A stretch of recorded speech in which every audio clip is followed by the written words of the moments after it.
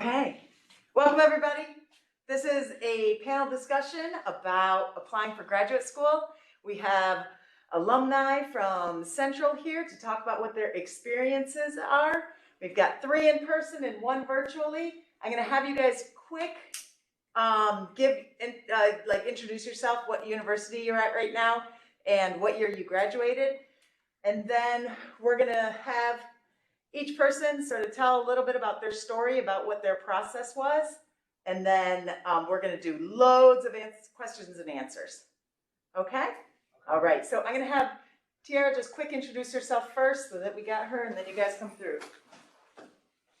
Okay, so my name is Tierra Durant. I graduated from NCCU May 2021. So now I'm at UNC Charlotte in the MSW program there. Jalyn, you want to go next? And then we'll go down. That's fine. Okay, so sorry. My name is Jalyn Ramseur. I graduated from UNC Chapel Hill MSW program Advanced Standing in May of 2021. My name is Takiara Cadlett, and I graduated from NCCU December 2020, and I am on track to graduate May 22 from NCCU's Advanced Standing program. My name is DeAndre Lee. Everybody calls me Dre. I graduated NCCU in fall 2020. I'm in the Advanced Standing program at NC State University, and I'm planning to graduate next semester. So, yeah. All right, so who wants to go first and talk about what your experience is? I'll go first. Okay. What's the first? Oh, what do you guys want to talk about? Okay, so if you can just talk about what your senior year was like, and if you remember sort of the stress and that sort of thing, and then how you went through this application process. What was it like for you? And then how did you make your decision about school? We'll start with those 3 questions. Yeah, that's a lot. Okay. From what I can remember, my senior year, fall of 2020, was it was manageable. It was not terrible. I don't even remember the classes that we took, to be honest. But it wasn't no pressure because I took summer courses every summer just to graduate even a semester earlier, which I did. That was very important to me to graduate early so that way I could create a break for myself from the undergraduate to the graduate program, because I knew if I graduated in May, which is again no problem, but I just personally rather had a break. So I would have that 6-7 month break off, and so last semester was manageable. It wasn't terrible. It was doable. The application process, I worked on that early. For NCCU, there are 2 papers you have to do. You have to do your personal statement, and then they provide an article. I gave myself plenty of time to have the writer center to look over it, because I know I'm not the strongest writer. I'm a run-on sentence type of girl. And with the writer center, they have helped me, with my creative writing, and really helped me get my writing skill set to where it needed to be. So, and honestly, I kind of finesse the system a little bit and use my personal narrative from undergrad, added in some stuff, rephrase some stuff, and use that again for the graduate program. And what was the? How did you make your decision? Did you only apply to one school? How did I make my decision? Honestly, my first choice was NC State. Second was, I don't think I had Central on the list. I think it was NC State, ECU, and I forgot the third one. How I came to NCCU was when I went to NC State's MSW, Advanced Standing Information Session, they were saying that they were still going to campus. And by me having a child and not knowing what our public schools was going to do, I'm like, okay, well, I kind of need something that's online, even though Central went online this coming fall, but still at that time, they were saying it was going to be online for the whole year.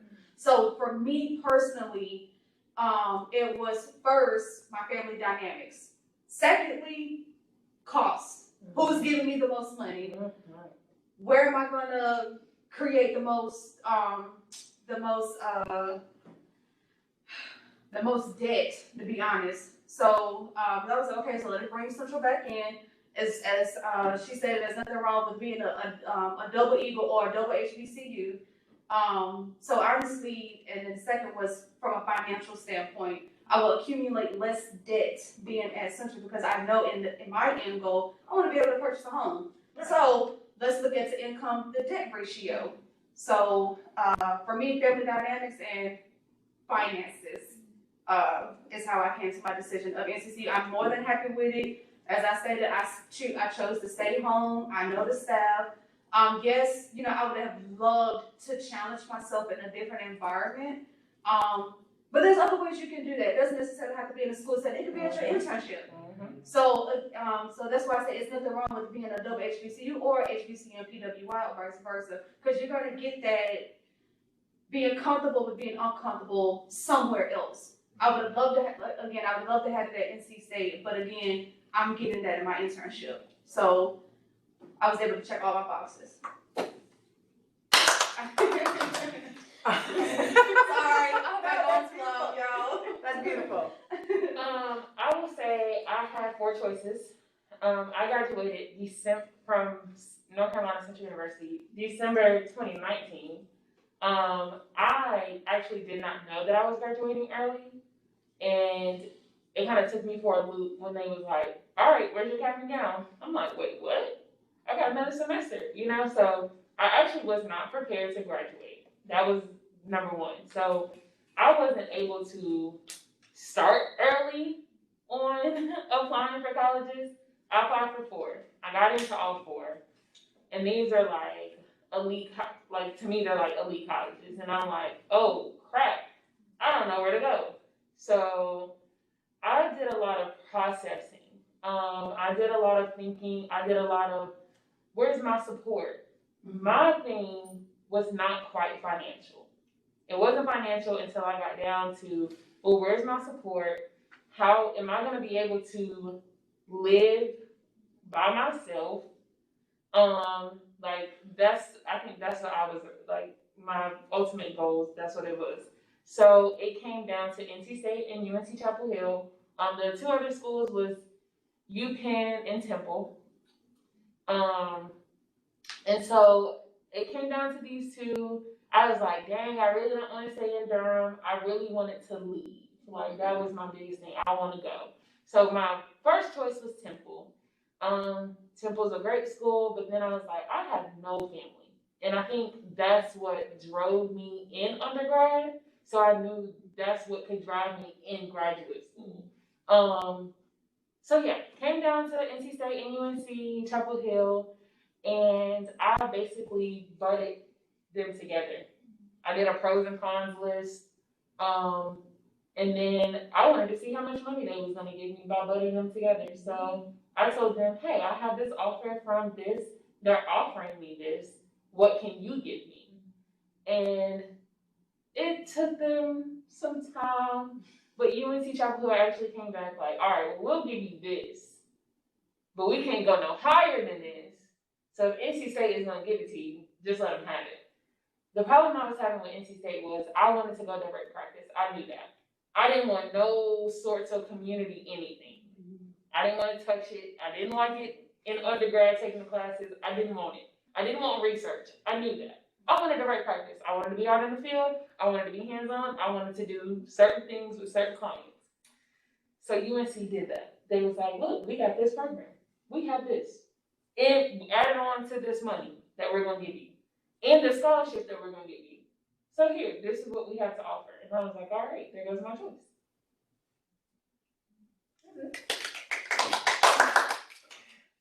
Well, mine was kind of chaotic because I did mainly because I had so much that was going on at the time of the fall semester, my senior year. Well, not only COVID happening, I was conducting research with the RISE program, Research Institute for Social Equity. Trying to get my research proposal done with that, working different jobs, from being an RA to working on campus, and I was also a caseworker at the Salvation Army at the time. So I was really all over the place with so much that was going on, especially with nobody was actually giving me that support.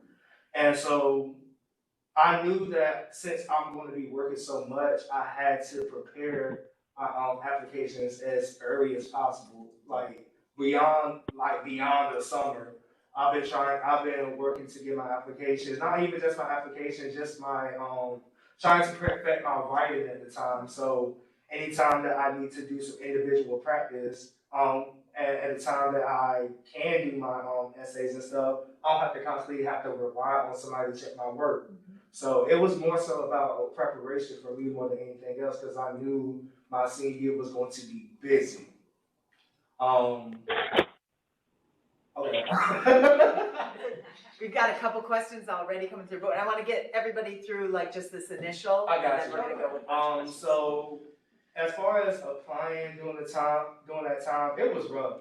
I started some of the applications. I just didn't finish until like 2-3 months later, but I definitely got it in before the deadline hit. And honestly, a secret about applying for grad school that was informed to me from one of the advisors is that they're going to accept you regardless. All you gotta do is just apply.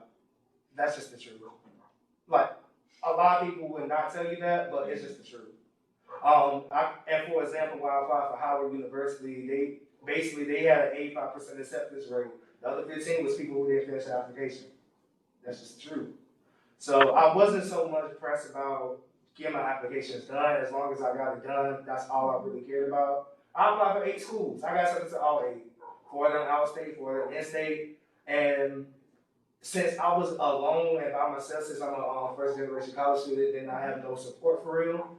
It really didn't matter to me if I was out of state or in state. All I cared about was who had something to offer to me more than anything else, because believe it or not, all the MSW curriculums, you're going to learn the same stuff no matter what school you go to. It's going to be different approaches, it's going to be different focuses, but you're going to get what you need to get, especially preparation for when you apply for your license and all that stuff. So regardless what MSW program you go to, they're going to get you right. And for me, it was just more so who had money to offer to me. And honestly, if I had the choice to move to Western Carolina, I would have went there. Because they had so much to offer that it was beyond what I expected. And I know for a fact that with me, financial support is mainly what I need. But since Western Carolina has so many issues going on with their program, from what was informed to me, I knocked that out of the window and knocked out any other. Yeah. They had I literally just limited my options to UNC Chapter, who has a phenomenal program, NC State, who has another phenomenal program, and Columbia University and Howard. Howard and Columbia, them tuitions, I said, oh no, I'm good. $95,000 a semester for Columbia, I'm good. $50,000 a semester for Howard, I'm good. So I literally narrowed it down to UNC Chapel Hill and NC State, and NC State has so much more to offer to me from their assistantship, from their Ramseur program, their scholarship opportunities and all that. At the time that I applied, that's what they had to offer to me. So I got my application in, they got me covered, and I was good to go with them. So that's how I made my decision as far as picking what grad school would be best for me.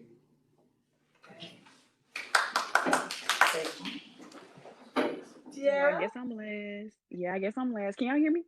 Yes. Okay. So basically, my senior year was kind of hectic too, like Dre. I did a lot of community service. I was in a couple of different organizations. I had a job. So while completing my schoolwork, I also had to complete the application. So it was kind of stressful, but I would encourage y'all to, go to the writing center for those prompts and those writing statements, and also use the career center as well on campus. They're pretty good. So I only applied to Central and UNC Charlotte. I got into both. So mine came down to financial and resources, and also where I wanted to live. I knew I didn't want to live in Durham, so I was like, let me see what the Charlotte area is like. And Charlotte offered me more money as far as grants go, so that's where I ended up going. Also, I ended up getting a grad assistantship, so I would encourage y'all to look for places who offer grad assistantships. That way, you don't have like a full-time job, because most of the time you only work 10 to 15 hours that week. Right. Yeah, and I'm also got offered the president position of Graduate Social Work Association at Charlotte. So I went where the resources were plentiful for me. Good. Yeah.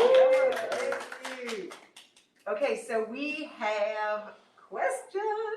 Okay, so the first one is, when you get accepted into the MSW program, are you notified right away of the amount of money they provide? Do you guys remember that? Like, how did you? Like, is it in my offer letter? Yeah. No. No. They're not gonna tell you how much they're gonna offer you in your acceptance letter. No.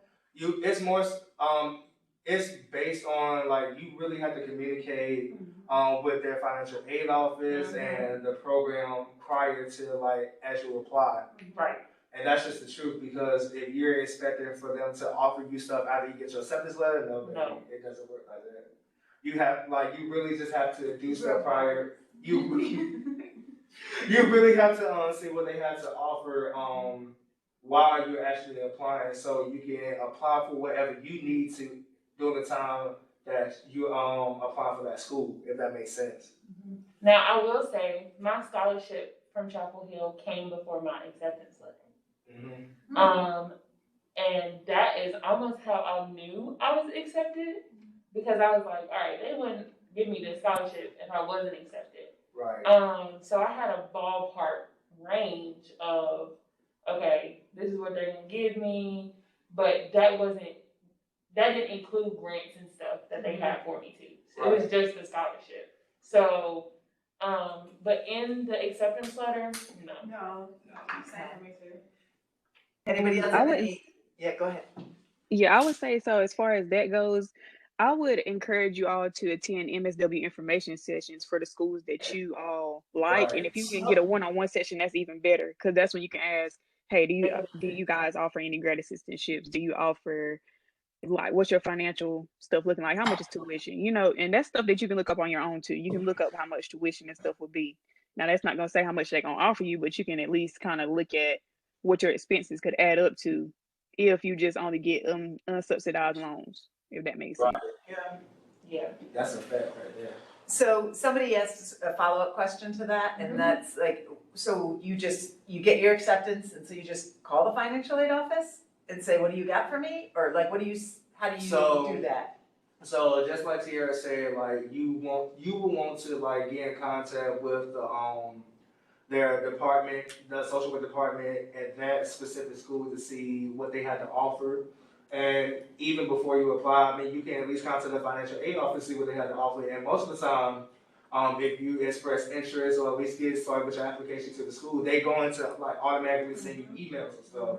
Columbia University definitely did that. You have the deadline to get this scholarship done, these three. There are some schools that naturally do that. Prior to you applying. Yeah, prior to you applying. And also, after you apply, they some schools still send you stuff. They will send you stuff, but it's never a guarantee that you're gonna get full coverage if you over here waiting for trying to contact the financial aid office. As soon as your email hit their database, just be prepared for the amount of emails. Read those, and not just automatically assume that they're the same thing, or it's newsletters to going on to their university. A lot of that stuff is information from financial aid or from your department.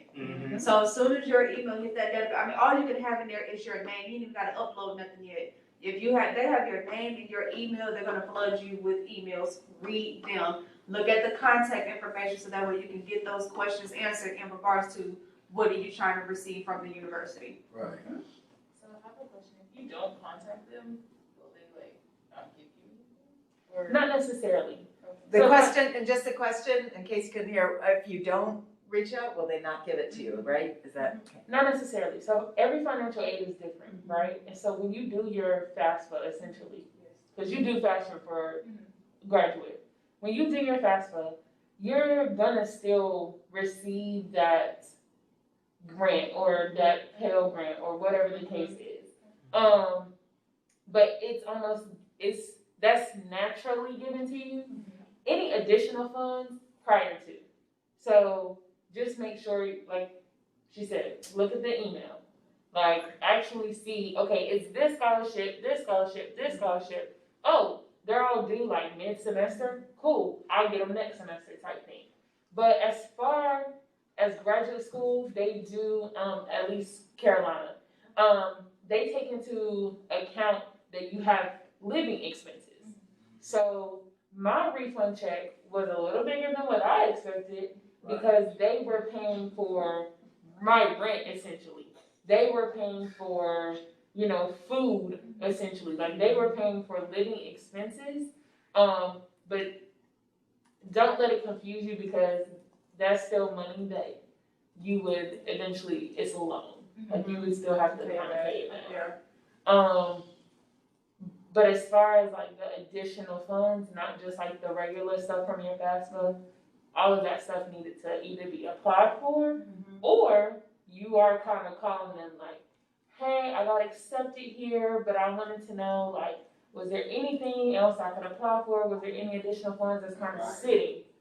A lot of universities don't want you to know that there's money sitting. Right? So ask because it's either no and you're still stuck in the same situation of having that natural financial aid, or it's a yes and now you got additional money. So yeah. Thank you, Tierra, for chiming in the chat too. That's awesome. Awesome. She's helping to navigate some of this conversation too. So awesome. That was really insightful. I appreciate it, Jalyn. That was really insightful. So there can be more questions about financial aid too. GPA, how important is that? So I'll start. UNC Charlotte does not have a GPA.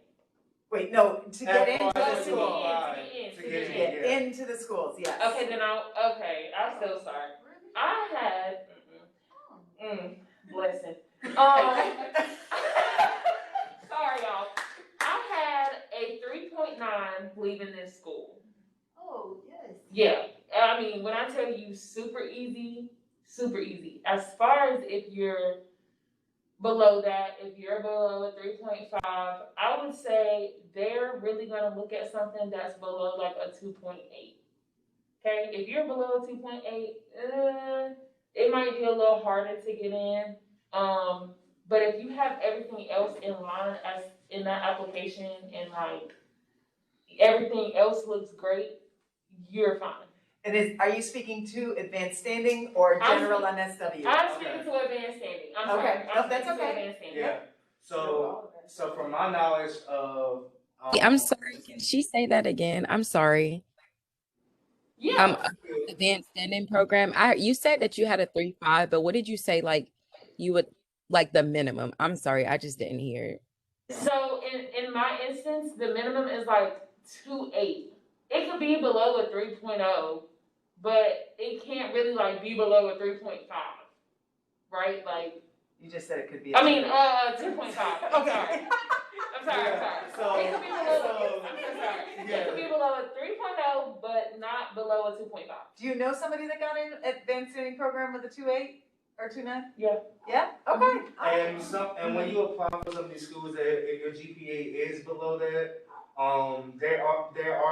there is an option for some applications where you have to give a reason as to why your GPA isn't where it needs to be at, to the expectation. So either way, your GPA they're gonna look at your GPA, and if it's below their expectations, you're gonna have a chance to vouch as to why your GPA is not where they need to be at. So yeah. That's helpful information. I thought it was a straight 3.0 and they wouldn't consider if it was. What also helps you get into the program is your reference letters. Yes. So everything. Another thing is if you don't have your GPA requirement, like Dre said, you'll get a chance to, defend yourself. But also, some schools may look at, okay, they'll tell us anything just to get in. But if you have professors that's actually attesting to your character and Work your ethic. studentship and, you know, how you were in undergrad, they will also take that into consideration and will accept you into the program. May not be the advanced standing, might get into the traditional, but even then, you know, your reference letters also make I feel like they're all, really, I feel like they hold more weight than your GPA. Because, I mean, I can tell you anything that I feel like you would want to hear about myself, but if you have people coming in, because it's you can't see what they said. So, they hold a lot of weight until you get accepted into your program. Yeah, especially if your GPA don't meet that requirement. Right. So they looking at all aspects of your application, from your writing, from the references, to how the way you structure just that whole application. Tierra, do you have anything to add about that, about GPA and weight? Not really. I know I was gonna say the same thing, kind of like Dre said. You know, if you are up under the requirement, I know for UNC Charlotte, I think they require you to write a statement, and it's kind of like explaining, you know, if you had any extenuating life circumstances or anything like that, to the reason why your GPA is below what their requirement might be. That's where you would state, you know, what's going on in your life. Thank you. Another question, can you reiterate, Dre, can you reiterate the part about schools will accept you as long as you just complete the application? Yeah. And that's just the truth, because, for example, like I said earlier, when I applied for Howard University, what was told to me from the admission, I think it was the admission officer who read the applications and stuff, you're going to get accepted regardless, and that's for mostly any MSW program, as long as you submit your application.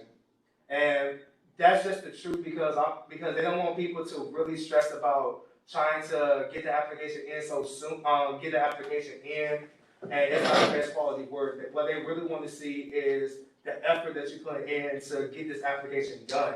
And if you get it done, that testifies to them that you really desire to get your MSW. You want to be part of the program because you got it done. So, would you guys agree with that, the other panelists? I mean, because I applied for 8 schools, I got accepted to all 8 of them. She applied for 4, she got accepted to all 4.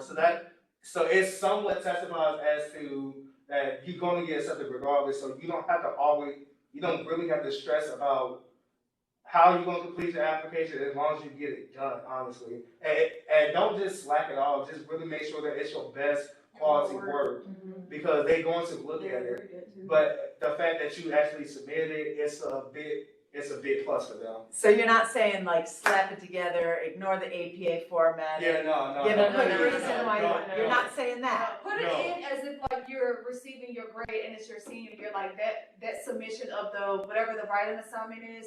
Treat that as if that's your way to graduate for your undergraduate. Right. So please still do APA formatting and your literally do everything that they ask before or on the spot on the deadline, and you good. That's what I was gonna say. If you do your checklist and you do your checklist well, you should be fine.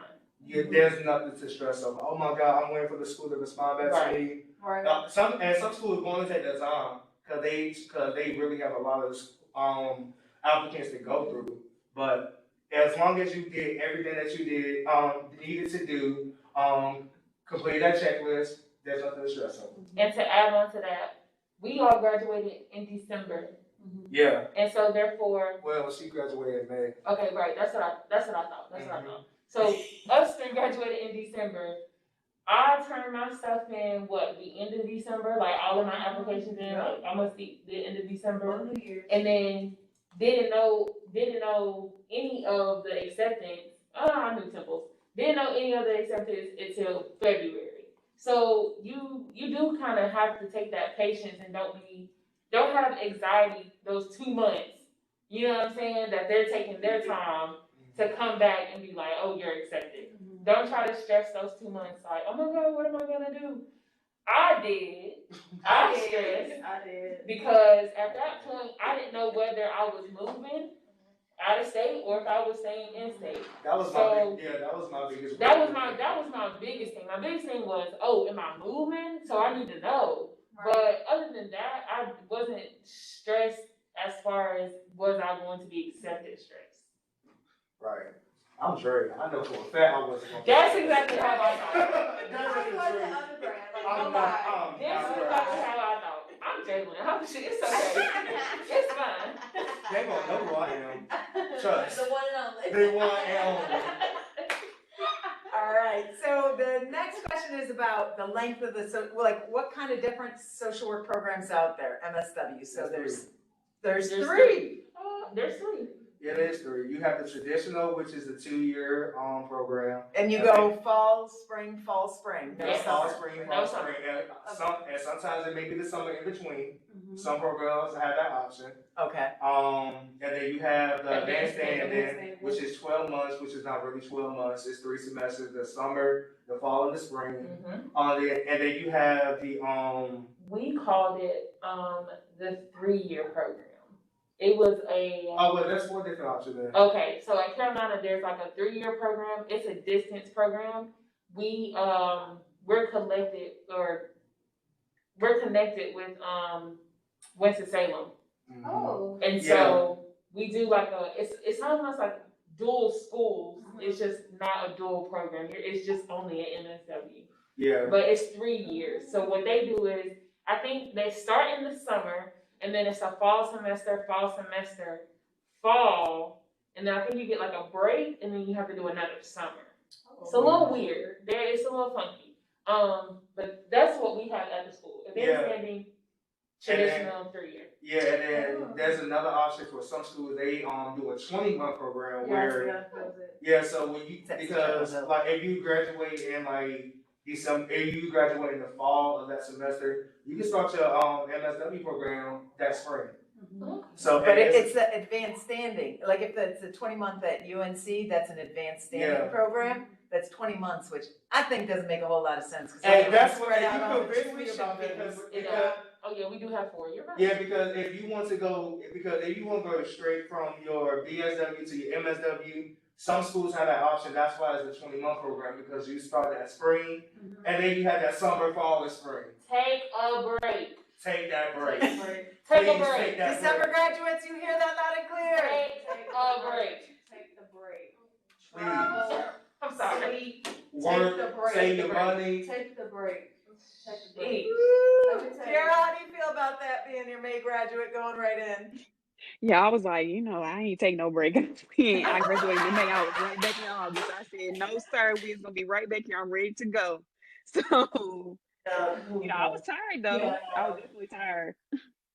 Yeah, so based on all schools don't have these options though. I promise you that. All of them don't. But you'll find out in the information sessions. Yeah. You will find all that good stuff out in the information session. And even if you don't have the opportunity to make it, it's all on their website, or just get in contact with anybody that's within that program.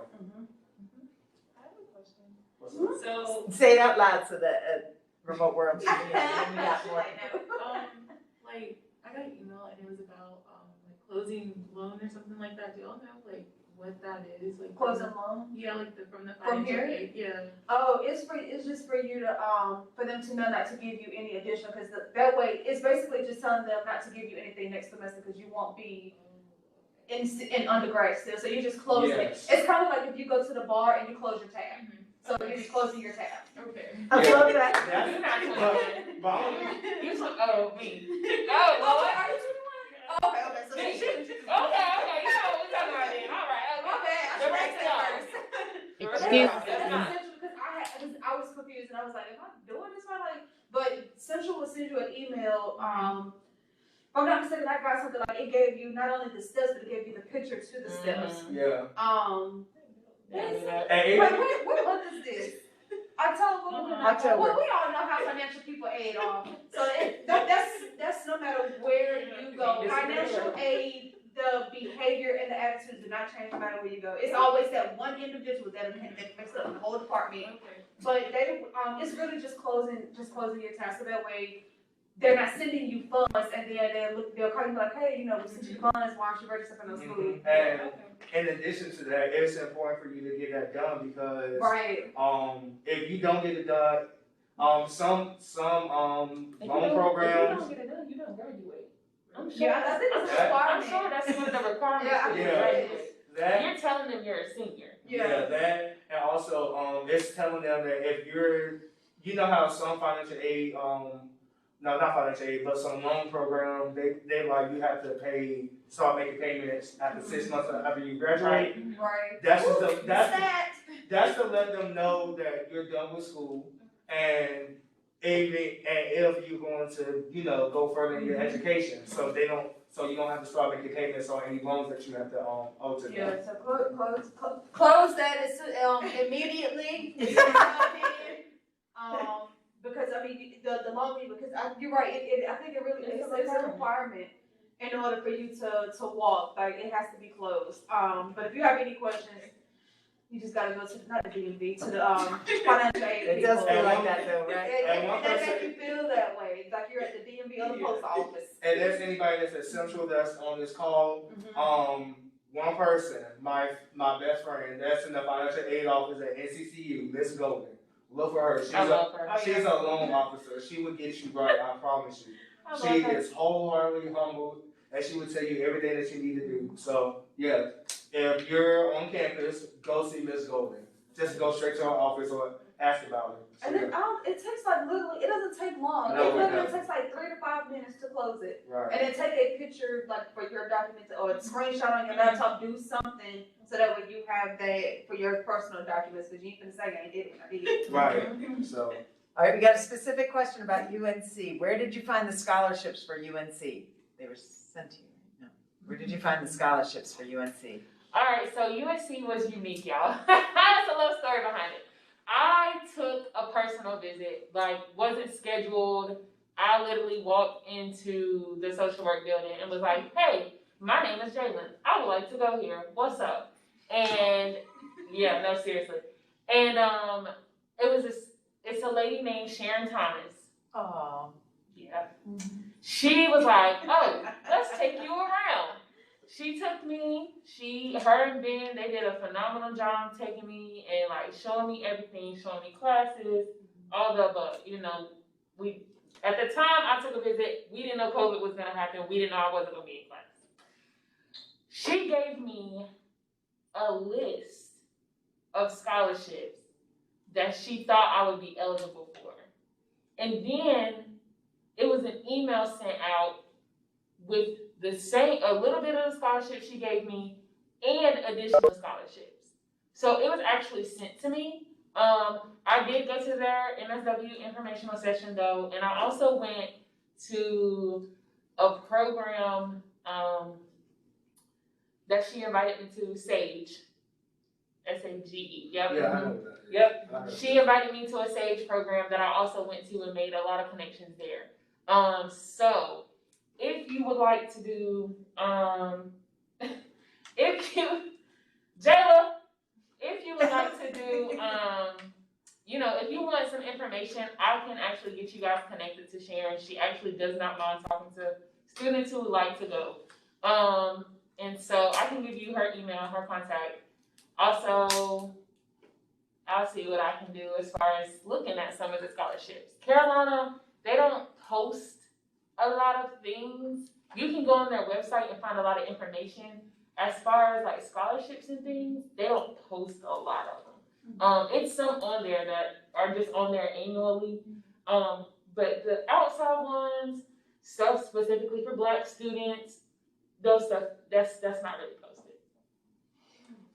Okay, another question. Are you able to manage a full-time job while also getting your field hours? If not, is the placement a paid opportunity? Woo! LOL, the placement is not paid. Let Tierra go. Go ahead, Tierra. Yeah. LOL, the placement is not going to be paid unless you're doing a job-based placement. And most of the time, most programs suggest you only work 10 hours a week. So they would say, yeah, most programs suggest you only work 10 hours a week. I know Charlotte said we suggest you work 10 hours a week. So basically, I know many people who work full-time went to the 3-year program at Charlotte just because how much stuff is due. You got an internship and all this other kind of stuff that needs to be done.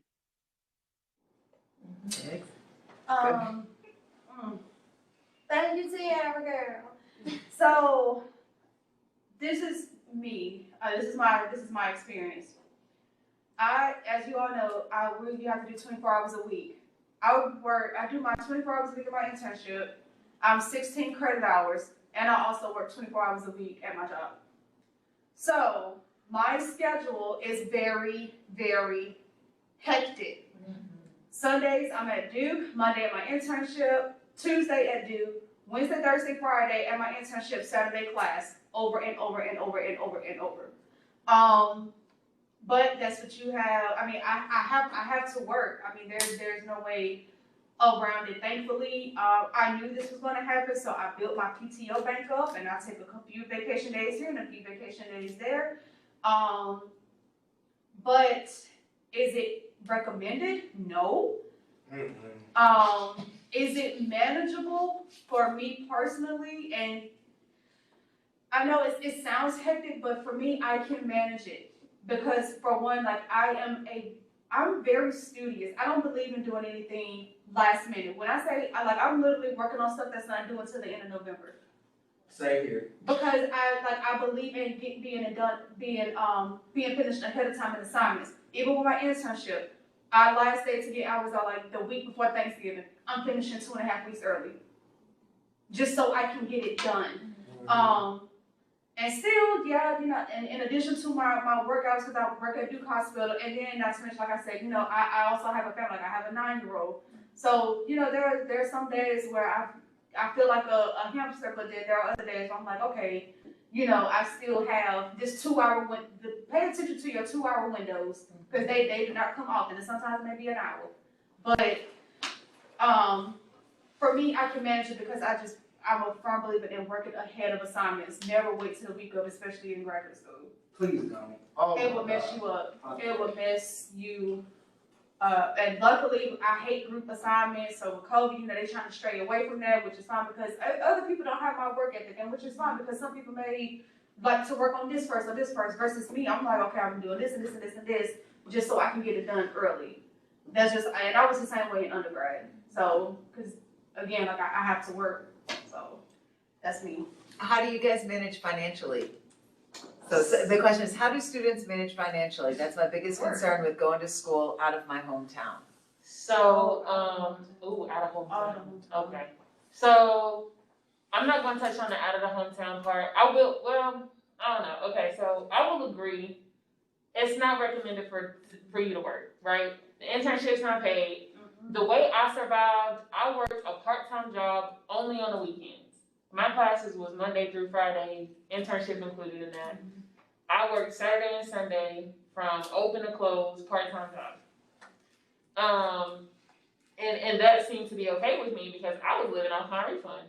Luckily, I was just fortunate enough to have a bigger refund for me to go those couple of months that my rent was paid up and I could pay my bills and still live the way I was living. So I would assume it may be the same for an out-of-state student.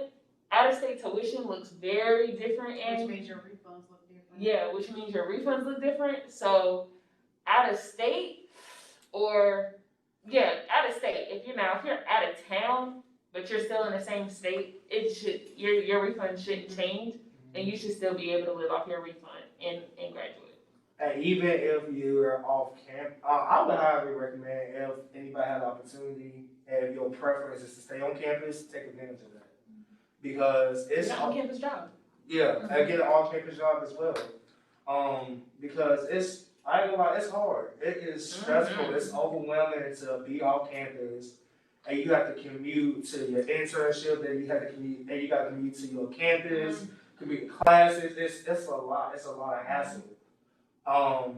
Just try to make things easier for yourself and make stuff more convenient because in a situation where that your refund may not be enough to actually cover for your rent, that's something that's more stress that's going to be on your weight. Right. So try to make things more convenient as much as possible for yourself because some of us can handle it, some of us can't. Just make it more convenient for your financial situation because your refund may not be as big as mine or her. you can't always rely on that. So you really just have to make the best decision for yourself in any circumstance that you come for, that comes upon you. Also, if you're a December graduate now, if you're a fall graduate now, Work. stack your paper next semester when you're not in school. Right. Get a job, stack your paper. Then when you're kind of transitioning into that, oh, I haven't got my refund yet, I'm in school now, like I can't work as many hours, you have a little bit of fallback money, you know, that you're working with, because I also did that too. I was working full time at that point. Tierra, do you have any thoughts on? So for me, I was fortunate enough to get a grad assistantship. So I will say, go ahead, and when you see those opportunities come, apply. Because if you can get a job through campus, it's going to be the easiest thing. And they pay pretty good most of the time for grad students anyways. So they won't have you working more than 10 to 15. You can manage 10 to 15 in your classwork. But I know for a lot of my classmates who do have full-time jobs, they're struggling. So it's a balance. It's definitely a balance. And I will say, if you do end up having a full-time job, your schedule's gonna be strict. You're gonna have to stick to you're gonna have to write literally everything you do down and stick to it. Yeah. And within that time, you gotta learn how to take care of yourself, because you're going to get overwhelmed. Oh my God. I promise on everything I love, you're going to be overwhelmed if you're trying to manage a full-time job, stretch yourself out, trying to pay your bills while being a full-time grad student. You gotta make time for yourself at some point, because you're going to be burnt out within the matter of like 4-6 weeks in, and you have the rest of the semester to get through.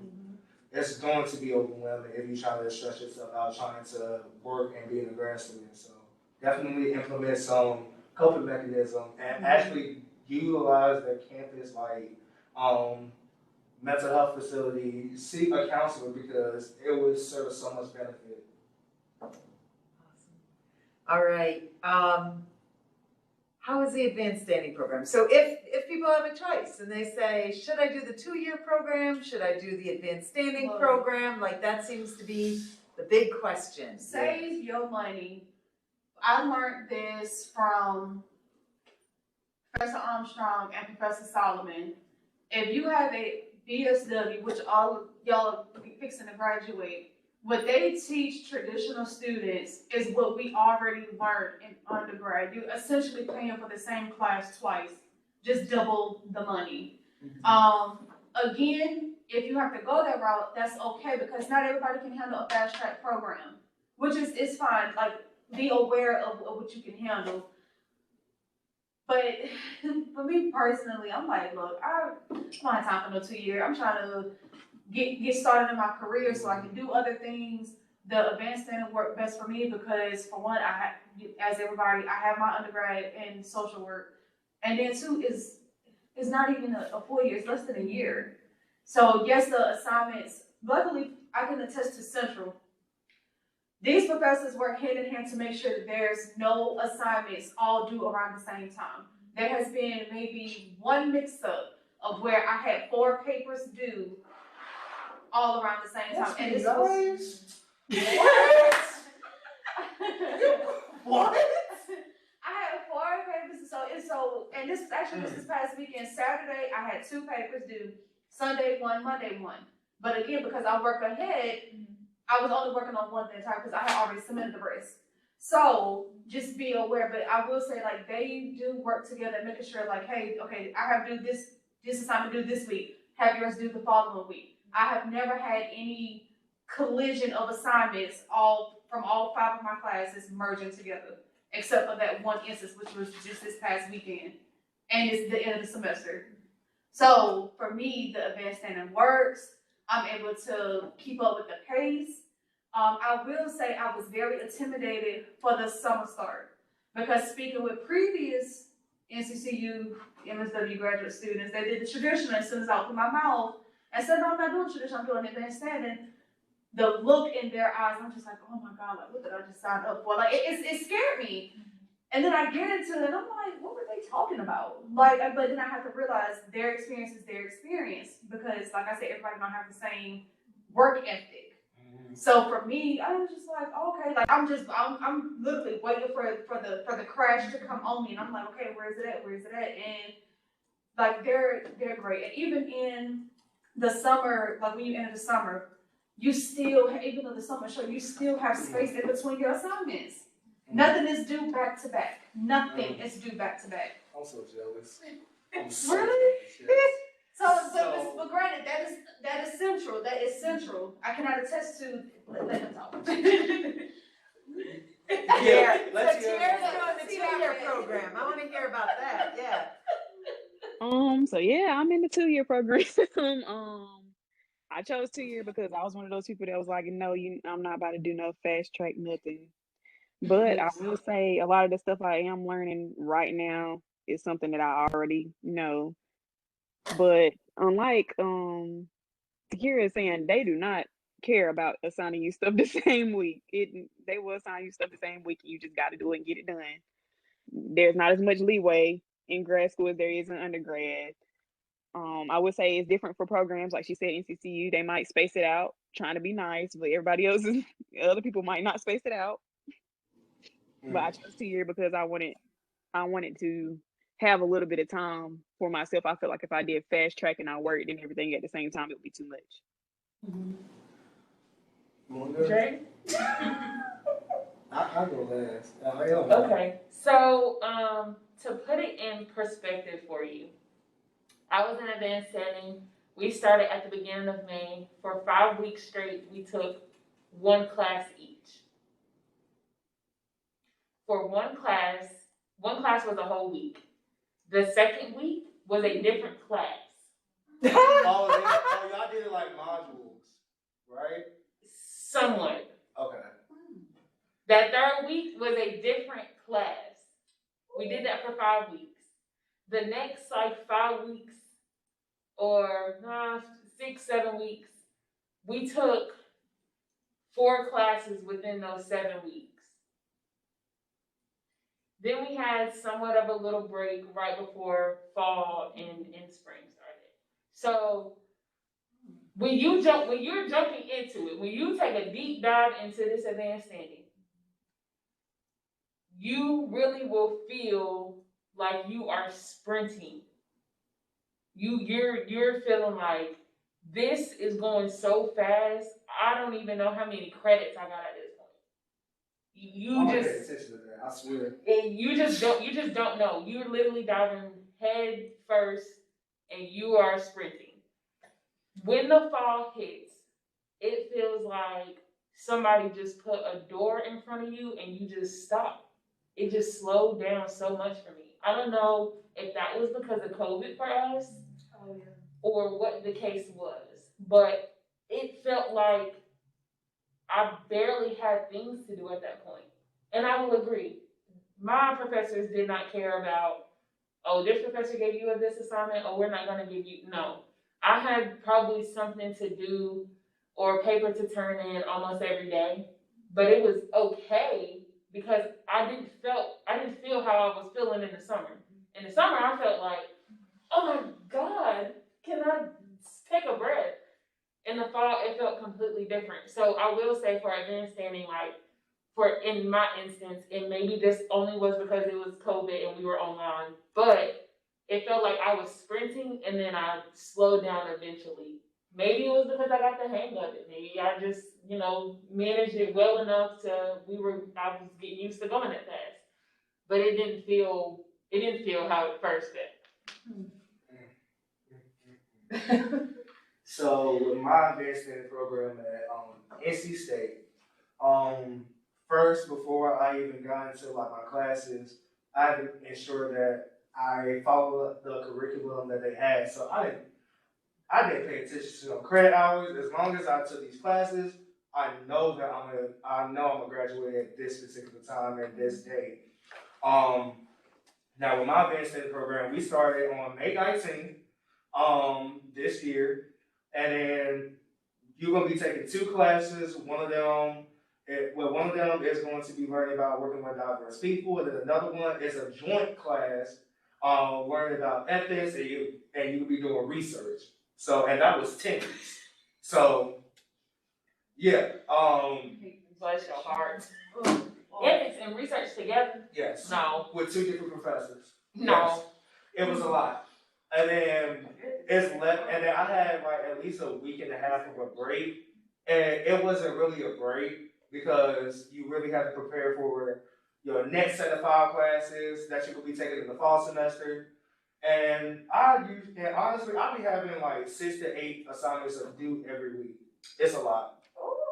Yes, I'm gonna be honest. Like one class I gotta write 2 papers for every single week. Really. It's a lot. And it's so fast paced that when you get behind on one assignment, you gotta do that assignment on top of all the other assignments that you gotta do that week. It can be a lot. It really can be. And like they said, it's fast paced. There's no moment to breathe because I can give you an example like this week, like I just got my group like I would say about a month ago. And within that month ago, we had to evaluate a intervention that's within this cancer facility and my group mates agency. Then we had to do a literature review the week after that. And then after that we gotta do the methodology. Like it's so quick. It's back to back to back. At any moment that you start slacking, you're gonna have to pick up the pace or get ahead or find some type of method. But it will be a lot. It will be, but you gotta be able to have that mentality like, okay, I'm gonna hustle through this because it's not gonna slow down for you. You're gonna have to keep up or get ahead. Because the moment you get behind, it's gonna be hard to catch up. I promise you that. I will say I can testify for that for a fact. Wow, thankful. Where do you find the motivation? Do I find the motivation? Deep down in your soul. She laughed so hard. She's like, While I was sitting on that couch, burnt out from Zoom, it was coming up while I was trying to shut my eyes and turn off my camera at the same time. And I said, let me just finish this out. Right. That's where my motivation was. Yeah, my motivation, honestly, I'm grateful for the opportunity to grow a bond with some of my classmates because if you ever get the opportunity to get close with any of your classmates, I would highly recommend doing some because we talk junk together, we do schoolwork together, we do everything together so we can push each other because it was at one point over the summer, I think I texted Professor Armstrong, I said I'm gonna drop out. I'm sick of this. It was like the second or third week. I said I am. I was like, yo, I am done. Can I transfer? I literally said, can I transfer? Seriously. Like it can be a lot. This will be your ace. I promise you. But my main motivation is the people that are in need for the population I want to work for. I'm doing this for them. Like my experience from the BSW program and my motivation to get to where I want to be at in my life, that's my motivation. I have to constantly remind myself, like, okay, I'm doing this for little Saint that I'm gonna be having in like 7-8 years down the line. I'm doing it for myself and for a future that I want to build for myself that nobody ever set for me. So that's my motivation, and I'm leaning towards my classmates to do everything together so we can get through it together. So I don't feel so much alone. Because sometimes you will feel alone. You will feel like, okay, I have all these people to rely on, I can talk with in the BSW program. It's gonna be hard, especially in the MSW program. You're not gonna have time to really get engaged with your classmates, especially during this time of COVID. It's gonna be hard, but it's not impossible. Because I have 2 to 3 people I can call right now that's within my MSW program. We're in the same cohort. We stay hand in hand and just get through it. I would say for me, so long story short, my motivation is not only do it for myself, but I'm trying to prove the statistics wrong. I was a teen mom. Statistics say I wasn't even supposed to graduate, and here I am getting my master's by 30. So to me, that's where it stems from, because I have a small one looking at me, and I refuse to be a part of that statistics. I dare to be different. So, and it's really where a big bulk of it stems. I mean, yes, of course, I want to do it for myself. Because I know what I want to achieve, like I know what I want to do with the population that I'm gearing towards. But what got me into social work and what got me on this drive of doing this assignments early and being so studious is my daughter. Because I refuse, like, it's not gonna work. Like, I'm not gonna be sitting here, government assistance, and just don't wanna, you know, better my life because I'm just so comfortable. You gotta get comfortable with being uncomfortable. And no, like, I'm trying to prove, like, no, not all teen moms end this way. We don't all do this. We don't all do that. Let's create a different stigma. They can do this. I can do this. So that's where my motivation comes from. On top of dealing with COVID. On top of dealing with COVID. So that's where my motivation comes from. TT? Well, child, that was a good question because right now I had a day to day and I like to march myself right on down there to that office and put that dropout slip in their hand. Bless your heart. Bless your heart. It comes in with the purpose. You know, you let your purpose drive you. What you want to do, what you know you want to work in. You like, you know, I really want to work in this population. I really want to make a change. I want to make a change in my life. You know, I want to see the next generation benefit from some of the things that I do. So that's what drives you. Your passion with your purpose. You gotta let that drive you. Mm-hmm. You got it. You got it. Ain't nothing to be, I promise you, there's nothing to be scared of. Like Dre said, man, because let me tell you, like, I got two people in my cohort. Let me tell you, when we say we own it, hey girl, don't forget X, Y, and Z is due. Like, literally, oh, this test is up, y'all ready? Like, you have to have at least two people to get through because you just rely, and thank God, like, I mean, really, all my cohorts are great. Like, we communicate to each other so much, it's crazy. Like, it's almost like, oh my God, like, are we really like this into each other? Like, it's so good. Like, because, I mean, and granted, like, undergrad was fine, but in graduate, I mean, it's a whole different set of stress. But let me, like Dre said, I can call them right now and be like, hey, psychopathology quiz up, like, you know, or X, Y, and Z paper is due. Do you mind reviewing this, or what was your take on this? Like, and it will make it so, and it's gonna be stressful, but it makes your classes, it creates a flow to your classes because you just have that support in your cohorts as well because they're the ones here with you. Yeah, You're not alone. Yeah, you're never alone. So there's a couple more questions, so are you guys still doing okay? Oh, I'm fine. Okay, I'm sure. all right, awesome. I love this. Okay, great. It's so helpful. Or do they just have, like, it all together? It's all together. Okay, do you have to decide when you get your acceptance letter if you want to go direct or indirect practice, like if you want to do micro or That's a macro? her question. That's what I Okay, just asked. and then what exactly does that change about your coursework? Oh, that's So- you. Wait, what was the second question? I'm sorry. So let's go with just the first one. Do you have to Okay. decide when you get your acceptance letter? So I was just asking that because it's different for different schools. So at Chapel Hill, yes, you have to determine whether you want to go direct practice or micro. So therefore, Or macro? macro, thank you. Yeah. You gotta go one or the other.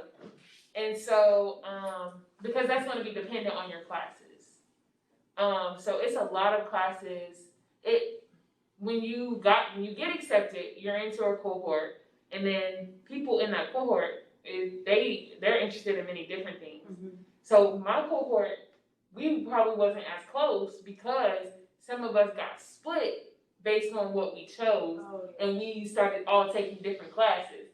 Now, granted, we was all in a group chat like, oh, how y'all doing? Because I'm stressed.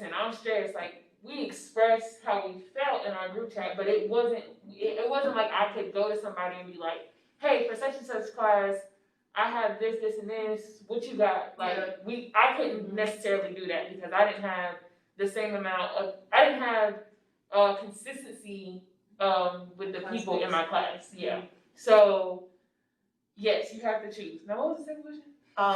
And what exactly does that change about your coursework? It just gears you towards the practice, I guess. Yeah, it just geared you towards, like, I'm direct practice. I didn't take a research class. You know? I didn't have to take stuff that dealt with macro. Like evaluation? Did you have to take evaluation? I had to do an evaluation for my internship. I didn't have to take an evaluation class. Okay. So what were the titles of some of your classes? Do you remember? I know, it was a year ago. Trust me, it's so fast, but you're not even gonna remember. Yeah. Look, I memory promise bank. Memory bank. Did it feel direct practice? Did you learn about theories? Yes. I'm sitting in class learning about theories. I'm sitting in class, Group work? therapy work.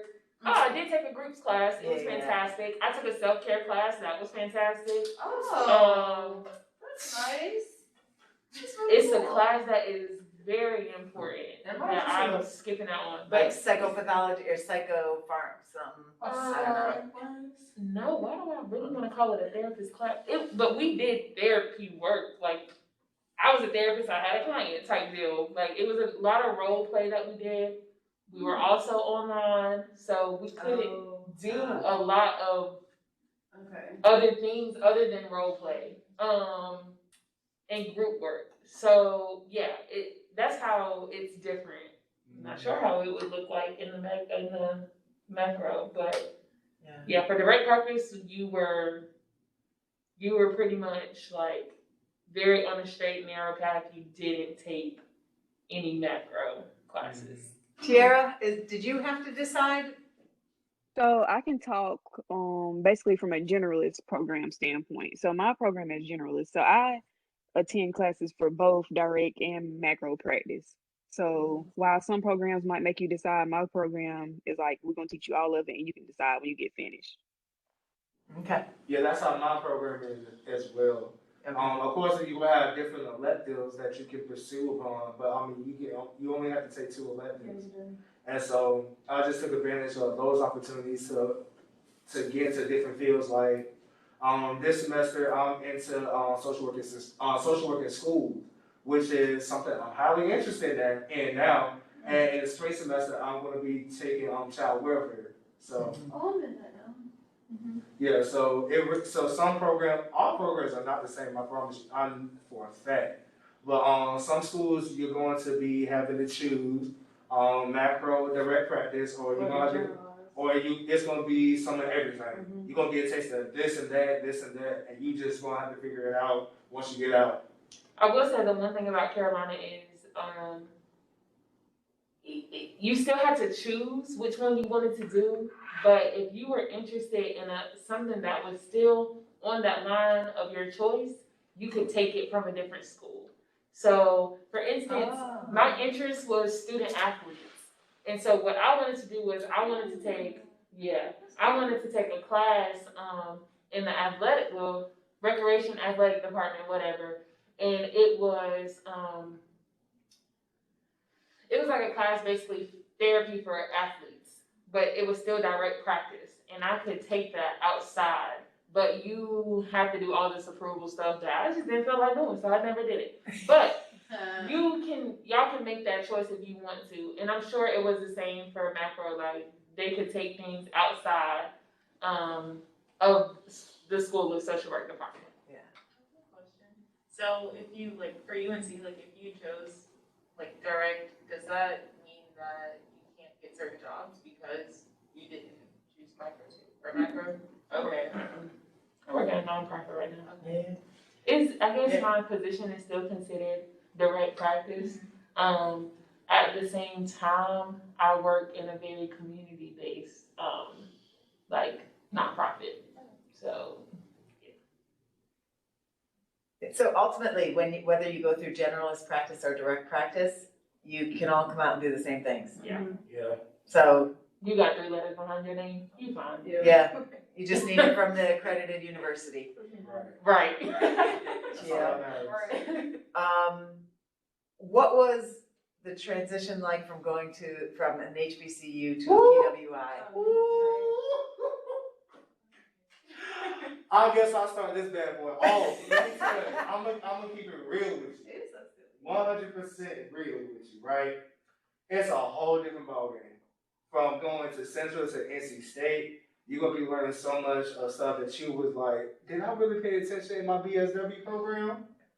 Most of the time, yes, but to answer your question, you're not gonna get everything from a BSW program as you would get from a BSW program at a PWI. What?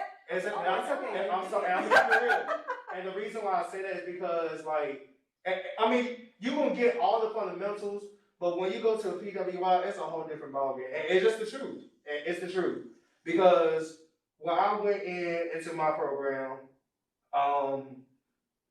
it was just a whole bunch of people who was more so equipped because most of them are the same students from the BSW program, and they already know some of the stuff that's gonna be taught. Like, I didn't know anything about DSM-5. I didn't. No, we don't teach that at BSW because you can't. Yeah, but some people are introduced that in the BSW program in the PWI, so they already get a taste of that. Are they? Yes. Okay. And I can testify to that.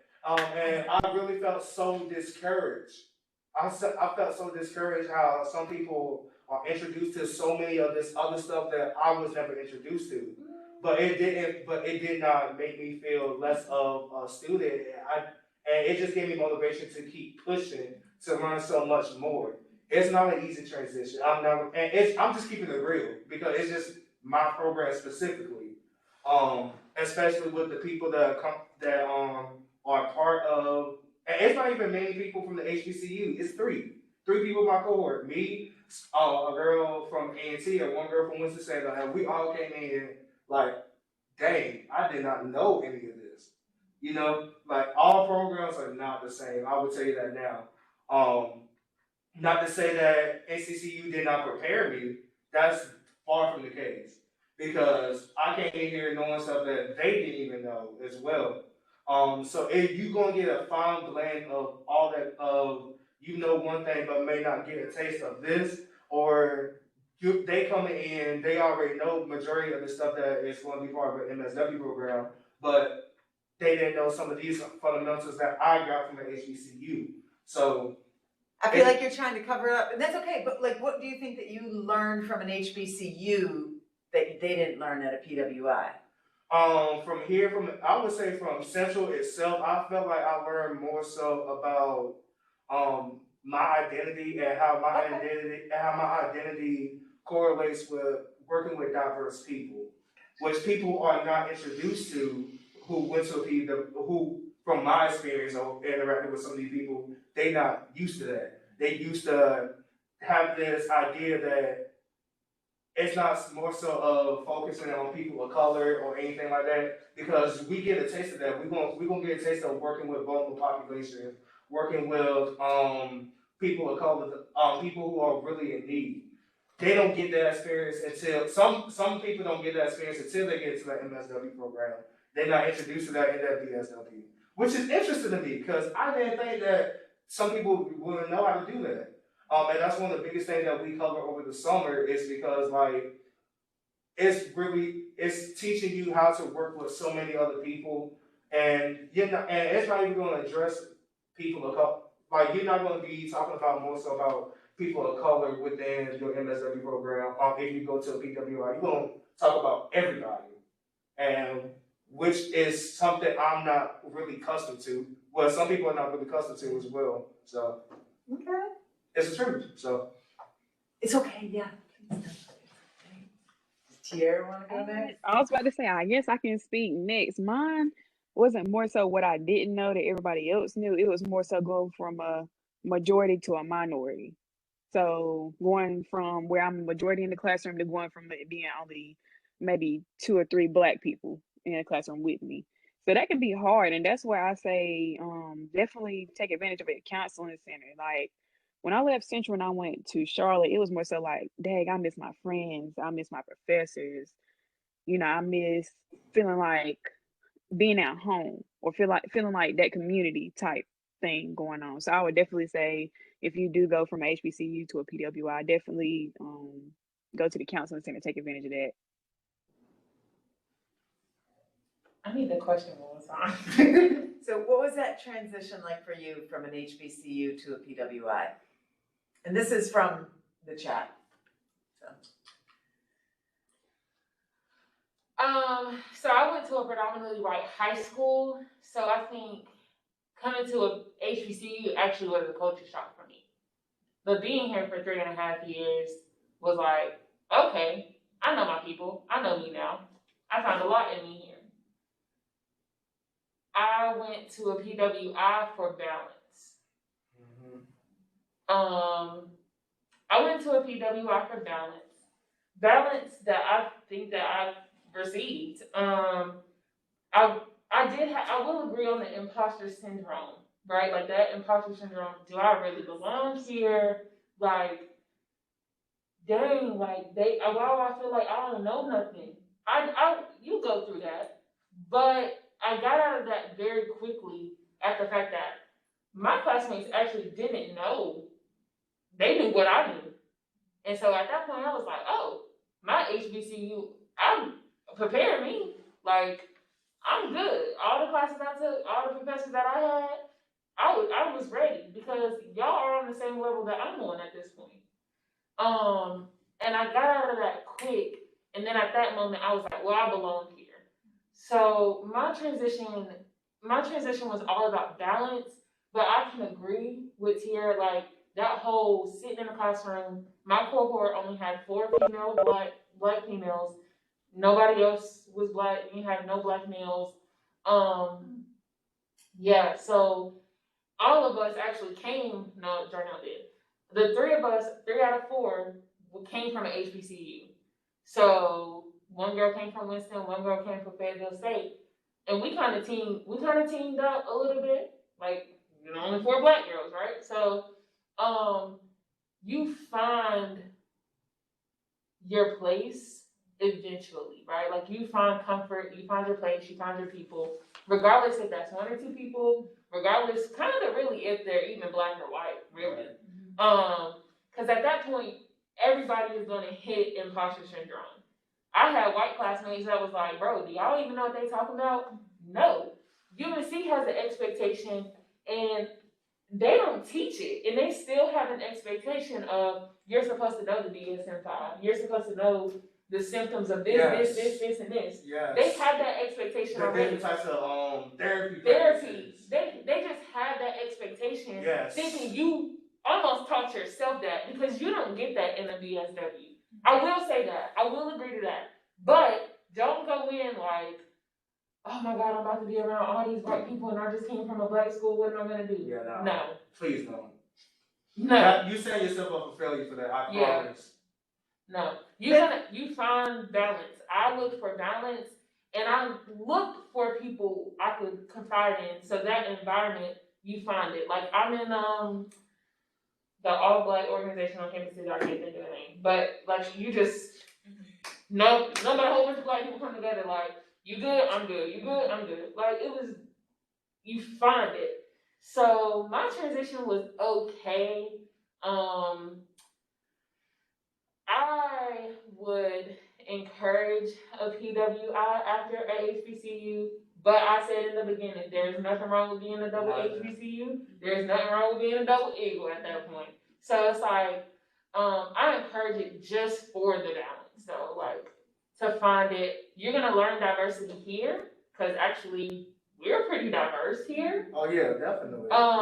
But you just learn more diversity there, and you take what you learn here from your kind and take it there, and you teach them essentially. Because some of them can be a little blindsided about it. We had an incident where we had racism within our cohort. We had to teach Carolina, don't treat us this way. We are paying tuition. Like, we had to teach that. So essentially, you take blackness from here and you pour it into them, which they need. Exactly, and that was my biggest point. Like, you going to be learning about getting into the sense of our history, and the value of us really, and you will want to pour that. You do want to pour that on PWI, and that's how you can make a significant impact on that program, so they can have better teaching styles and literally recruit more diverse people, so they can so we can all like find a really good balance. And in the short amount of time you have within, if you do the advanced study program, you may not have time to really get into talking about like the stuff that you got from your BSW program, and people may not understand at the time, but just having that significant impact will be more memorable for other people to cherish. And knowing that you got something from this BSW program and pushing it towards a different program that you may not be accustomed to. Also, the time that I was in school, and also like the time of COVID, there was a lot of killings of Black people at like just that summer specifically. And so we were sitting in class talking, discussing, debriefing, like, y'all are gonna recognize it. We're gonna put it on the table. Y'all not gonna hide it. This is something that we're gonna actually discuss. Listen to how we're feeling, yes, but listen to why we're feeling this way. Yeah, so and they don't understand. And some of them just don't understand. Just don't understand. So a lot of that is what made me feel good about my PWI, that I could sit in class and actually be like, yeah, this is some BS, and this is why it's BS. And if y'all wanna have this whole conversation about Black Lives Matter, let's have it. It was, I will say, the social work department at UNC Chapel Hill specifically, not Chapel Hill as a whole, but the social work department had very open minds. They were very open-doored. You could go in and kind of talk about what you wanted in class, and I appreciated that the most. I think Tierra wanted to say. I was just gonna reiterate that most of the time they want to hear our voices. You know, they want us to bring our voice to the table. Like sometimes they'll ask me, you know, what do you think about this? Like I work with Race Matters for Juvenile Justice. That's what my grad assistantship is with, and they want me to bring my opinion to the table. So sometimes they want that voice. So don't feel like your voice is like not important at the table. If you're at a white school, it's even more important in my opinion. Does that lead to more pressure? Does it lead to more pressure? It can. Yeah, it can. It depends on your approach as well. Because if you're approaching it in a manner of like, this is important for us to talk about. That's like it's important to address, but you have so much other stuff that you don't have to worry about as well. Like as far as schoolwork, coursework, in addition to everything else that you got going on personally. It's okay. It's good to address it. And sometimes that's why I would recommend, and this is one reason why I would recommend anybody from the HBCU go to PWI. Because if we constantly like bring these values every year that people actually attend to this specific school, and we constantly have these discussions, eventually some type of significant impact is going to happen. I can say, for example, right now, for me to be the only Black male in my cohort, I feel singled out a lot. Because there's not a lot of Black males that will want to go to PWI.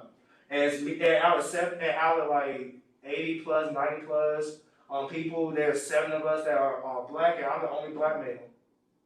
So I may not have the opportunity to speak out about the way I feel about things, but for the fact that they're willing to listen, that's something that we have to constantly do. And that's one reason why I would highly recommend anybody to go to PWI, not only get a fine balance and get the experience, and it would look good that you went to an HBCU and then you went to a PWI to find that balance, but also if we constantly addressing the stuff that they're not used to having, or they're not used to discussing. I feel like if we constantly bring up upon that school itself, they will learn so much and value us more than anything else. That's so much pressure. Yes, it is pressure, but it's really just your approach. I think in the moment that you're in it, you realize pressure. You realize the outcome. Yeah. It's pressure. Don't get me wrong. It's pressure. But to feel like you are actually making a difference. Yeah. Yeah, because or giving knowledge back, you feel like you have an outcome. You feel like there's some success in it, but it's pressure. It is. No, can't disagree with you. And Yeah, you want definitely a lot. to go ahead, Tierra. Definitely a lot. I know for me, sometimes I don't want to feel like I'm being the only Black voice. You know, I'm speaking for all the Black folk. You know, I don't want to feel like I'm doing that, or I don't want to feel like I'm reaching, or I don't want to. It's just like I don't want to feel like I'm giving a single story of what a Black life looked like, if that makes sense. Right. So that's why I felt like it's important for us to constantly have these type of conversations for anybody who decides to go to a HBCU, to a PWI. That's part of the transition. That's part of the transition from going to a HBCU to PWI. I think that would be really interesting. I think that would be really good to offer something that for people that are doing that, to have like whether it's a support group or just some guidance, because I think that imposter syndrome is big, and then and feeling like you did learn something, and how are you going to pull that out, and where are those textbooks, and what's that going to look like? Yeah, I think that would be really important. And then if there is stuff that we need to beef up, let's do it. Yeah. And don't get me wrong, that's why I value like this BSW program at Central so much, because it really prepares you and mature your mentality of whatever MSW program you go to. You will have that mature mentality of really either you really going to gain something, and you also going to leave a mark whatever MSW program you go to. That's why I love this. That's why I love like I cherish the things that I got from this program, and it really helped me identify who I am and how I can make that impact no matter where I go. Isn't that good? I know it. All right, so I asked in the chat if I missed any questions, and I let it there for about 5 minutes, and nobody said that I missed anything. Any other? Yeah, go ahead. I'm sorry. No, I'm sorry. I have one question for so during the application process, you know how they ask you about like classes that you took? Oh. And say for instance there's like one class that you might have not did too hot in. Is that Say it one more time? one class that you just didn't do too good in? Okay. And is that really gonna make or break No. Okay. Nope. Because that's where your references come from. Mm-hmm. They don't look solely at what classes you take, because if you graduate with your BSW, you took some type of course in relation to whatever But curriculum what if they it's have. not a social work class? It's just one of the classes that they ask. Like if it was a bio class or Yeah. something? Like a free reg? Yeah. Oh, no, they ain't. Okay. Yeah. No. They're just looking at your social work class. And even if you didn't do well, because you take a lot, you take a decent, almost two handfuls of social work classes. So even if you don't do so hot in one or two, that does not break your application. It doesn't. I can say right now that I ain't do too hot in one. And I still got in. It was an intro course, though. It was an intro course. Just put that out there. It was the last semester. I have a question. Yeah. It's not that many people. I would like to know what everyone's interests are. Oh, yeah, I was gonna ask you. What the BSW interests are, like what they want to do, or okay. And then we can. I don't know if we said ours, but we can say ours also. But I would like to know theirs. Okay. You guys can either speak out or be in the chat, and then I'll announce it out. But they want to know what your interests are. Oh, and we can tell ours too. Yeah. Okay, well, we're waiting for some to come in and for some to speak up. Why doesn't the panel go first? The panel. Go ahead, Takiara. Oh, y'all looking at me? My interest. So I want to work in mental health, primarily focused in Black and brown communities. My initial interests are student athletes, eventually professional athletes, their mental health. Currently, right now, I work with youth aging out of foster care. they're not my interests. That's what I work with though. But if you were to ask me like an age range, that they're my age range. We work from 18 to 26. Okay. So my population, I mean, my internship is not my interest. As I was telling you before, like I'm in a social work intern for a Durham public schools. So it's really just to add on my resume to make me more marketable.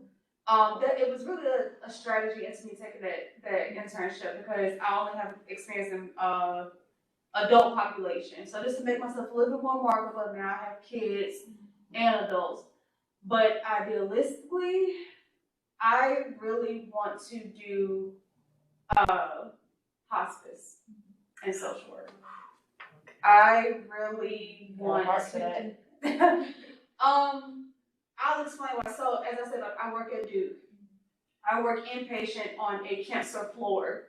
I see the arguments from family members and children or parents if it's a middle-aged adult. And you know, when they're tired, it's kind of they don't want to let their family members feel like they're let down.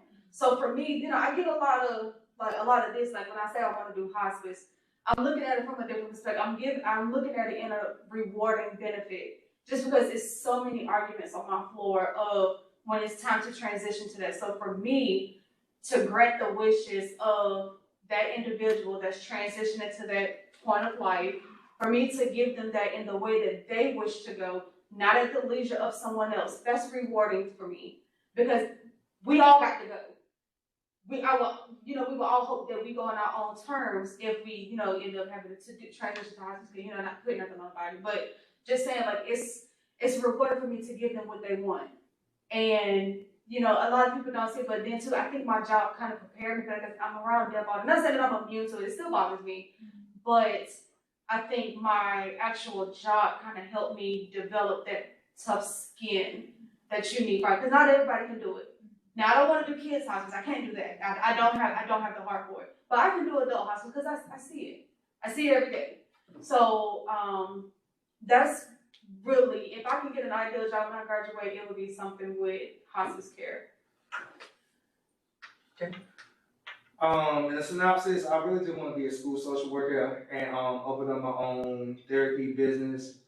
And I really have no preference of what population I want to focus on, but with my internship, since I'm part of the ACT team doing outpatient therapy practices, my interest is guided towards more so working with the adults, especially with me just getting that experience in and doing my internship for the BSW program virtually at a mental health facility, working with children and doing therapy practices through that.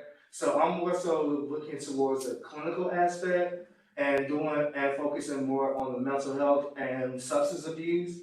And I'm also looking at the educational portion, being a school social worker, because Professor Armstrong knows I want to teach social work in the BSW program. Yeah, I was thinking about coming back. I actually want to become a social work teacher or an advisor or both. That's what I'm really guiding towards. Clinical work, focusing on therapy practices, doing stuff in the elements of mental health, and also looking into education. Yeah. That's kind of like an end goal of mine too. Like somewhere far down, like years. Yeah. I was like, I can see myself teaching. Regardless if it's undergraduate or graduate, it's kind of crossed my mind to come back and teach. But if I was to come, I mean, of course, like I would look at other things, but I think it would be like Dre said. I mean, we had a really good undergraduate experience. I can't speak about graduate. Undergrad. Undergrad. When I say professor, I was in her office a lot, venting, trying to figure out what to do. Even though she had a million and one things going on, she never made me feel like, oh my gosh, like I have this and this and this and this. Her and Dr. Watkins, advice, boom, coons right there. And which is why, like, and how I thought of this because I reached out because I want to pour out I want to give back to the department what she initially gave me. Even y'all don't even know if you know, I don't even know what I told her, but you know now. But, you know, it's so, teaching is also in the background, but it's years down the line. Thank you. You're welcome. I got, so Lenise said school social work counseling. Period. School, okay. Yeah. Ooh, I got some information for you if you're interested in coming to NC State. This is why I want to do that. Because they have an opportunity for people who are interested in school social work, and it can give you NC State can give you the guidance towards like getting licensure, getting licensed and all that stuff. So yes. So and I put all your email addresses just in case you get an email. Which email is I that? use the Eagles one. No, No, you want me to- I'm sorry. I don't Yeah. use that. I Okay, don't we use gotta that one at all. I promise you. It's amazing. My personal email is fine. DQLEE 5998 Oh my gosh. I feel like I'm getting your social security number. I know. at gmail.com. At Relax. Gmail. Relax. It's my initials and my birthday. That's all. Okay. Relax. No passwords. 5998. Oh, okay. Y'all Hey, crazy. now. All right. Let's see. Angelique said mental health, then either foster care system. Foster care is good. Child welfare, look into that. Trust me. Mhm. You would value We that. touch a lot on that and child welfare here too. Yeah. Well, we touch on it. Where more so electives is where you can really get some of that insight in my school. Then Xavier said mental health, substance abuse population. Contact me. I got you. Hey, Xavier. I can give you some insight for NC State because I'm in the HRSA program where I'm getting government funded, $10,000. Okay, he Trust me, has I one too. can give you some insight on that. I know. But be patient, because you got papers to do. I mean, after all that you guys just talked about with the amount of work and the papers and everything, like, I'm just like utterly amazed you're sitting in front of us right now, so thank you. Like, that is. Oh no! After this, There you go. After this, I'm going straight to the library. Yeah, 'cause I Cause Jalyn know still that in I my can't internship know. where, like, I came from after my internship. You look great. Let's see, Jayla said, I have a lot of interest because after my internship, I no longer want to do child welfare. That's the beauty of internships, right? It is. So Right. right now, I'm thinking mental health or veterans is my interest. Oh, veterans is Definitely, good. yes. I love it. That's Here good. you gonna say I something? don't think anybody understands the actual need of social Veterans. workers in the field of mental health because, Yeah. like, even with my experience and my internship, going out here doing these therapy practices, I'm actually going to people's homes, and so much of how their mental health and their substance abuse problems impacts their way of living. It's so gruesome, and I would never expect for anything more. But it's a real shock of how so much of your mental health, how somebody's mental health could really affect their way of living and what they think is a norm, which is not, you know.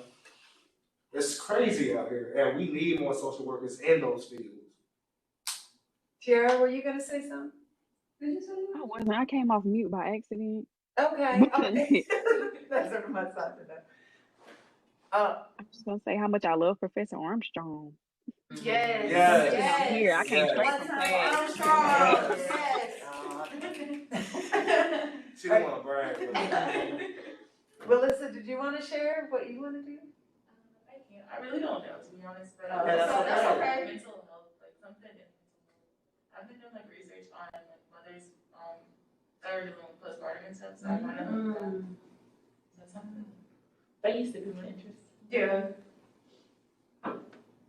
But that's okay because I even went to NC State not having. I knew that I was interested in mental health and education. That's all I knew. And Your then my- interest will change. Yeah. multiple It times. will. Oh my God, it will change so much. Cause honey, if I can leave my internship, I'm like, oh, yeah. Cause you just want confirmation, cause you don't ever wanna say no to something that you haven't experienced yet, which is why I took this internship, cause I'm like saying, no, I don't wanna do kids. Get up in here, oh, yeah, I really don't wanna do kids. Like it gave the double stamp, but but I mean, just because and I'm in there and I'm just like, oh my God, I miss my adult population so bad when I'm there because your language has to be different. And even though I guess I have a child, so yes, I can communicate with her, but especially when you have kids, when you have 8-year-olds coming to you and explaining their plan of suicide, you have, like, your language has to be entirely different for them. And not saying that that's the problem, but it's just not my interest. Mhm. And I mean, the school is great, their counselors are great, but it's just like, no. Yeah, no. Give me It's back just not your forte. just, can I have my adults back, please? Like, I miss them, so, yeah. It's okay, but you'll get your eye opener in your internship. And don't be afraid to ask questions to people either. Yeah. And literally just get as much insight as you can. Yep. Because from their personal experience, it can actually save you time, but it's also valuable to also get that experience too. Because in social work, you want to get a taste of everything possible. To a lot of people and a lot of alumni. Yeah, I promise you, it makes a significant impact not only for yourself, but also like the environment that you're going to. You'll be ready for any circumstance, wherever you desire to go. But you at least get a taste of everything, so you can actually know what is for you, what's not for you, and how you can handle any type of situation as a social worker. Awesome. So we're doing a continuing education series, and so I know that this isn't really going to apply to BSW students. It will to Jalyn. But we're doing a thing on how to take care of your outpatient therapy numbers. So when you graduate, there is a huge need for mental health. Mm-hmm. And so you have to get an NPI number, an NC Tracks number, and like all this crap in order to be able to do it. Right. And so we're gonna have a information session. It's gonna be a training on how to take care of your numbers, how to keep track of them, keeping your passwords, what does insurance look like, all that kind of stuff. Because as soon as you graduate, you're getting pulled into it. So if you wanna come. Right, it's taking ownership of your business, taking care of your or OPT business or something like that. So if any of the panel is interested in attending that, just to hear some of those keywords, because we've noticed that our graduates, as provisionally licensed, it didn't used to be this way. You used to have to go and do your time in a enhanced service agency or do something. Now they're getting pulled right into outpatient therapy. Mm-hmm. And there's a whole business behind it that we typically don't teach because that hasn't been the step, but there's such a huge need. So that'll happen next Wednesday. Professor Watson and Professor Bowser are going to be teaching that. So Professor Watson was in the business of, she was in HR and had to do all of that for all of her outpatient therapists. And Professor Bowser has her own practice. And so they're going to talk about it from that point of view. Bowser? Huh? Bowser? Uh-huh. She's good. She's actually my favorite class. She's actually a school social worker too. Okay. She's a graduate. She teaches psychopathology. Okay. Yeah. She's good. She's lenient. Okay. Because amen for the lenient. She's so understanding. She's like, okay, so what y'all asking me? And then we'll talk as a group. And she's like, okay, well, I can't take it away, but I can move it around for y'all. But she's a girl right there. Because these case studies couldn't go. All right, I think that we're gonna end it here. Any last words from panelists? Any last words? Take your time. Yeah. Don't be afraid. Ask questions. I have one more question. What's What's up? up? When did y'all finish those applications? Like, how early did you finish them?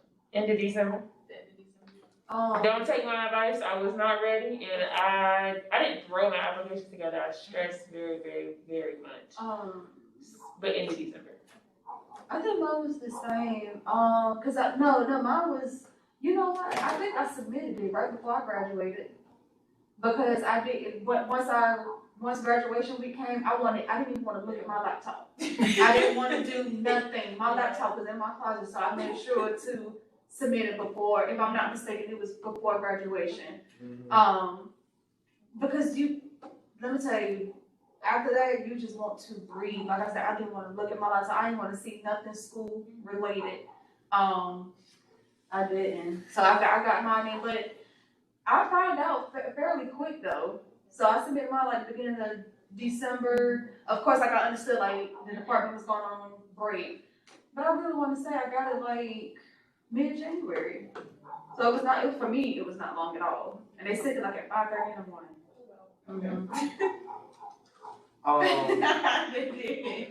With me submitting 8 applications, it was a handful for me because I just didn't know what I wanted to do. I didn't know where I wanted to go. I say like 2 or 3 applications I submitted the day of that is due, but I at least got mine done at least a week early or as early as possible, so it's less of a burden for me to worry about. If I have the time to do it, I would take the time to get it and get what I need done.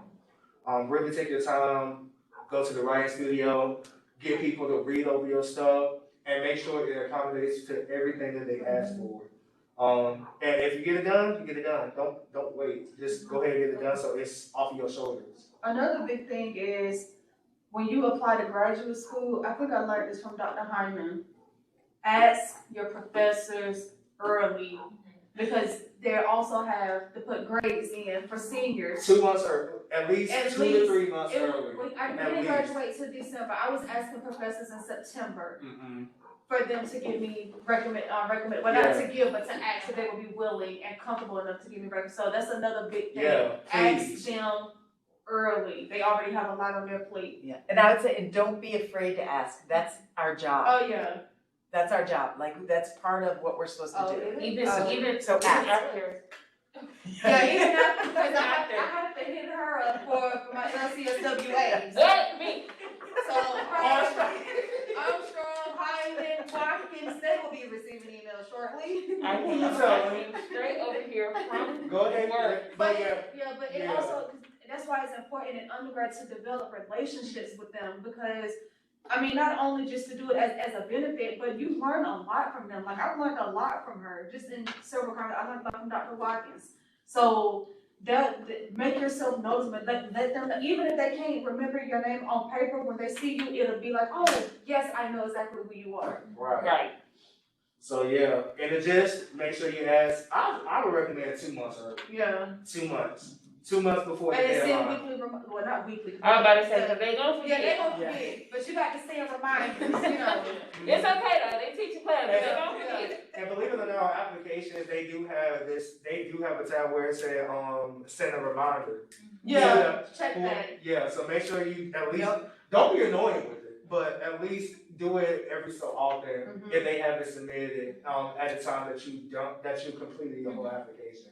And most of the time they're not gonna deny you because because your people haven't sent any of your reference letters in. Yeah, that has nothing to do with it. That's on them. That's literally just on them. So ask 2, 3 months before the deadline. If it's due on December 5th at this specific time, ask in October or ask in September. And tell them or ask now. Ask right now. Send an email, hey, can you do a recommendation letter?